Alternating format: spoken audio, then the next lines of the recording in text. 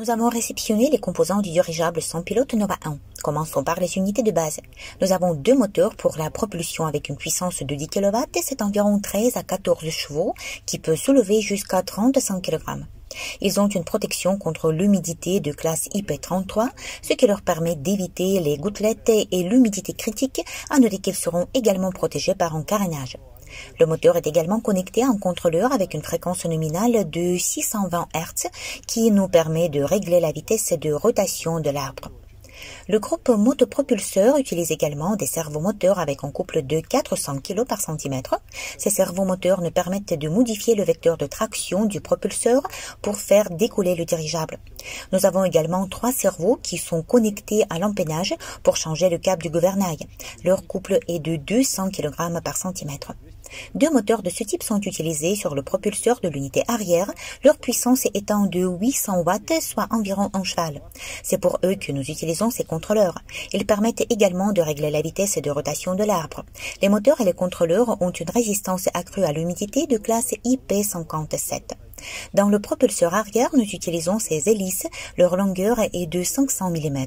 Elles tournent à une vitesse de 3 à 5 000 tours minute et leur traction est de 10 kg. Ensuite, nous avons un système d'air de gaz. Voici notre valve de remplissage. Grâce à elle, nous remplissons notre dirigeable avec de l'hélium. Également, dans le système d'air de gaz, nous avons une unité de remplissage d'air. Elle contient un moteur électrique et nous connectons ce contrôleur au moteur électrique, ce qui nous permet également de régler la vitesse de rotation. Dans le châssis, nous utiliserons des tuyaux en fibre de verre. En raison de leurs caractéristiques mécaniques, ils sont très légers, durables et faciles à plier sans perte ni fissure. Sur eux, nous allons installer des roues avec un mécanisme d'auto-orientation. C'est pour les roues que nous effectuerons les tests et le remplacement des éléments. Nous avons également reçu des échantillons de tissus de la Chine, mais également de tissus de production nationale. Maintenant, nous allons les tester en laboratoire et en fabriquer des coques de dirigeables sans pilote. Ici, nous avons des composants pour l'ordinateur de bord, à noter qu'il sera produit en 3 exemplaires. Un en réserve, un pour le dirigeable lui-même et un pour le contrôle sol. Ici, nous avons des cartes mères, la mémoire RAM, des lecteurs M2 et des processeurs. Maintenant, je vais vous montrer un modèle 3D composé du dirigeable Nova 1. Il sera de 130 m3. Je vous montre le mécanisme de direction. Voici notre cerveau avec un couple de 200 kg par centimètre, un mécanisme de transfert de mouvement sur le volant lui-même. Là, nous avons également notre roue avec un mécanisme d'auto-orientation. Sur l'unité arrière, nous aurons 2 moteurs électriques propulsant les hélices. Le noir indique nos moteurs électriques, le rouge indique nos contrôleurs. Grâce à ces nœuds, nous allons manœuvrer et naviguer. Ici, nous avons un propulseur. Voici 2 de nos moteurs de propulsion avec des contrôleurs à l'intérieur du carénage. En changeant la position du moteur de propulsion, nous pouvons changer le vecteur de traction.